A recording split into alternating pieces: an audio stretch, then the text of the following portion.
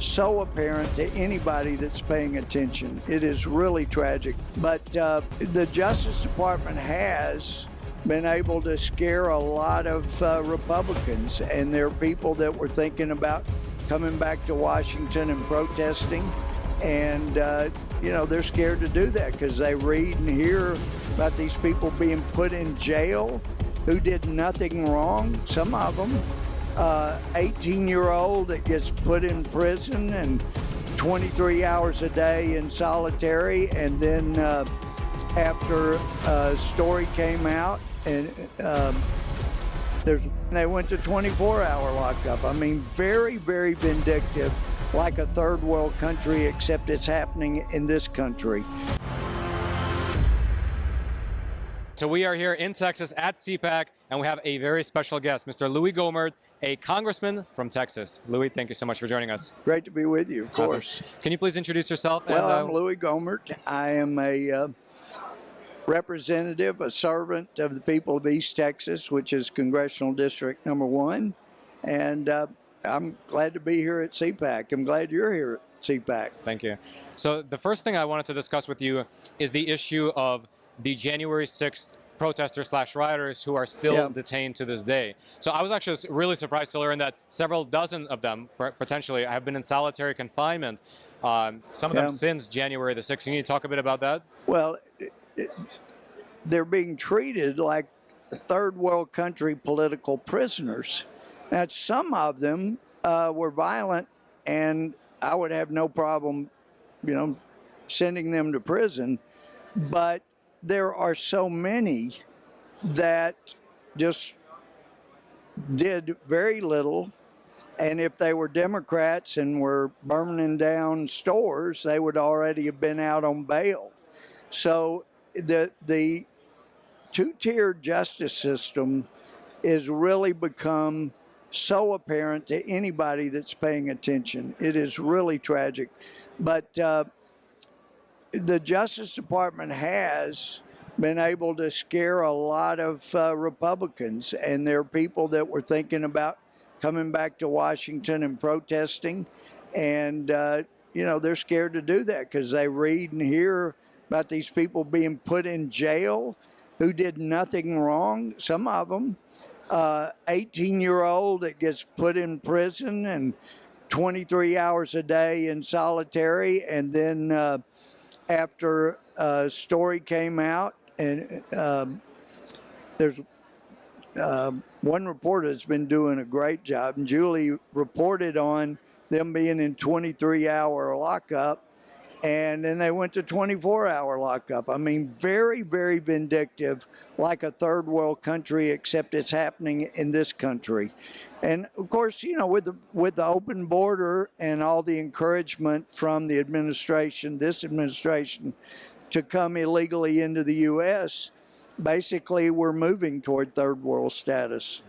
I didn't even think of that until you said it, but that the fact that they're still in jail would discourage more people from going and protesting at the U.S. Capitol. And I think that's part of the point, and I think that's also part of the point of Pelosi continuing to have fences around the Capitol. She took the expanded border down, but this coming from a speaker who says fences and walls did no good, and yet she's leaving this up. So she either lied when she said they did no good, or she is the epitome, and ought to have her picture beside the word hypocrisy or hypocrite in the dictionary. It is outrageous. But then on the other hand, she also has metal detectors still around the House floor.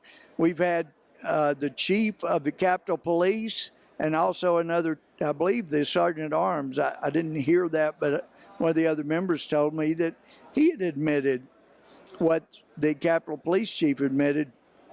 There's no intelligence from any source at all indicating that one member of Congress is a threat to any other member of Congress. There's no reason for those metal detectors. She's keeping them there, and then, as we've heard the last few days, she's expanding the role of Capitol Police. They weren't allowed to protect the Capitol the way they should be, and that all needs to be investigated. but now she's expanding, using them out at an office in San Francisco where she happens to live. I mean, it's just outrageous. We've got FBI offices all over the country. We've got local police all over the country. You know, it's ridiculous for her to be expanding that role when she didn't even get them the help they needed to protect the Capitol. As I'm sure you're aware, the President Trump, offered National Guard, and the Sergeant at Arms, on behalf of the Speaker, said, you know, the optics wouldn't be good. More concerned about optics and politics than about safety and the Capitol. That's really tragic. Well, what do you actually make of that? Because it seems, is there any precedent to using the Capitol Police in San Francisco or outside of the Capitol? Because I've heard they're setting up offices in several states. Yeah. Well, that was the first, and I'd heard there was another one being set up. But there is no precedent I'm aware of ever for that to happen, setting up an office. But that would, well, it's kind of like when she was Speaker the first time, Hastert had used a Gulfstream 5, and I'd flown on it once from Andrews to Jordan. But she lied and said, oh, that plane wouldn't get her to San Francisco without stopping and refueling. Well, actually, it'd go a lot further than that without refueling, because I'd been further than that on that plane. But she wanted a big one, and she got a 757, and they outfitted it the way she wanted it. So there had been no precedent for a Speaker of the House having a big 757 jet just for her or himself. So here again, she's expanding the role of the federal government, and there really is no need. It's showing complete disregard for the debt that she is loading up future generations. So in this comparison, you're basically comparing the fact that she took this personal plane, which you can enjoy, it's a nice plane, to the Capitol Police. So is the comparison that she can essentially use this almost like as a private security force now to do her bidding? That's what it sounds like.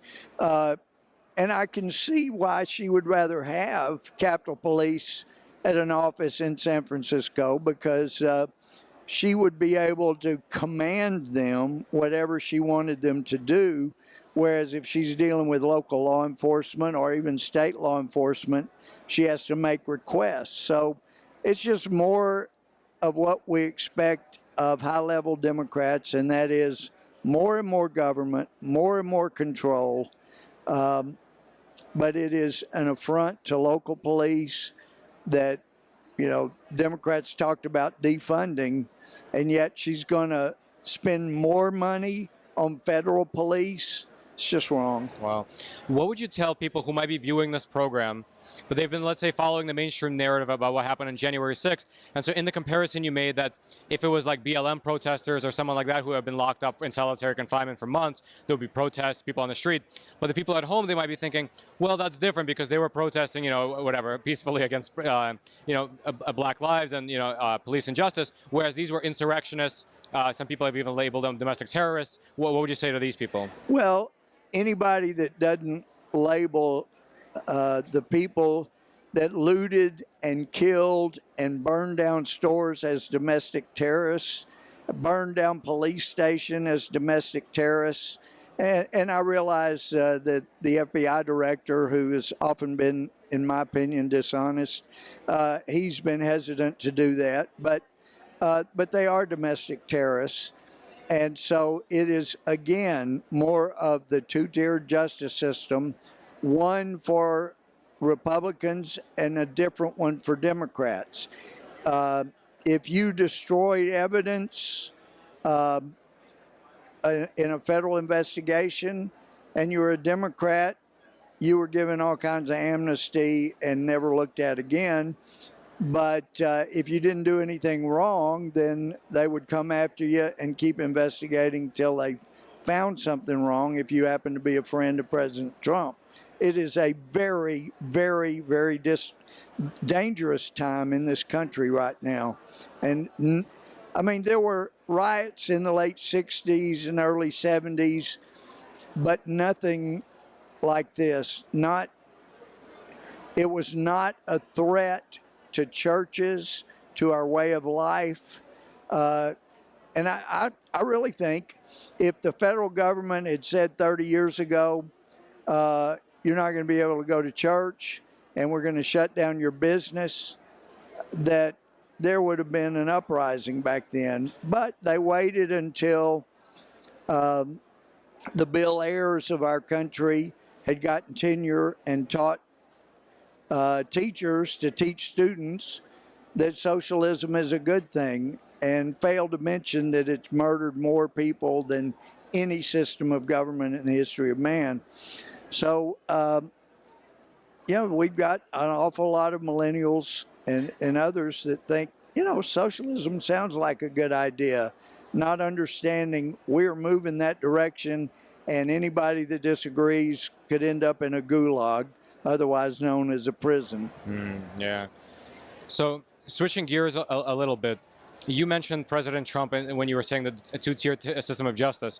So all that's, everything that happened with the Crossfire Hurricane investigation, where the FBI was investigating his campaign back in 2015, 2016. That's a great example of two different types of justice. Yeah, so with that, it's already been many, many years, and there seems to be have been no accountability for anything that has happened.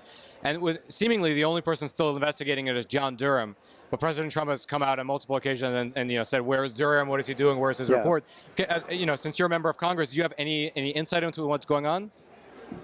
No, but I know the reports were Durham did not want to affect the 2020 election, but by sitting on all the evidence that was out there, he did have a dramatic effect on the election. He, along with Google and Facebook and all the social media, they had a profound effect. And, there's always fraud in elections, and there certainly was tremendous amount of fraud in the last election. And we're hoping that people will continue to have the courage, like Arizona senators have, to investigate, get to the bottom of it. And that may inspire more in Georgia, more in Pennsylvania and Michigan, other places, so that we can get to the bottom of what really happened. Yeah, including Texas. Ken Paxton recently came out and said that there's 500 open election fraud cases here in this state. Yeah, well, there was a lot more that could have been done based on the 2018 elections, and that was a big disappointment for me that our Attorney General's office should have been going after the 2018 fraud in Texas in the big cities. And, I saw some of that evidence, and it certainly appeared there was plenty of evidence from which to get warrants to seize computers, voting machines, flash drives, and things. But none of that happened, and they were, as I understand it, all destroyed without even an attempt to get those things. So there's a lot more that could have been done. I was thinking, our Attorney General in Texas could end up being the national hero that was able to thwart a lot of fraud nationally by showing what happened here. But anyway, none of that happened. Do you think it's too late, or maybe with these open cases it could still be possible? No, I think from what I understand, these are people that have learned well, and they have gotten rid of things that voting machines or the things that could have showed what happened. That's you can't wait too long to go after something like that when the evidence is destroyed. Yeah. So last topic I wanted to discuss is the southern border. And by the way, as I understand it, and I'm hoping this is something will be reformed, in Texas, there's a law that prevents voting information from being FOIA'd for 22 months. And then that's how long before they're normally destroyed. So Texas law currently protects voter fraud from being exposed, through Freedom of Information Act requests. Voting information ought to be totally transparent. So I'm hoping in this special session that that's something that the Texas legislature will take up so that they're not unintentionally allowing voter fraud to be protected.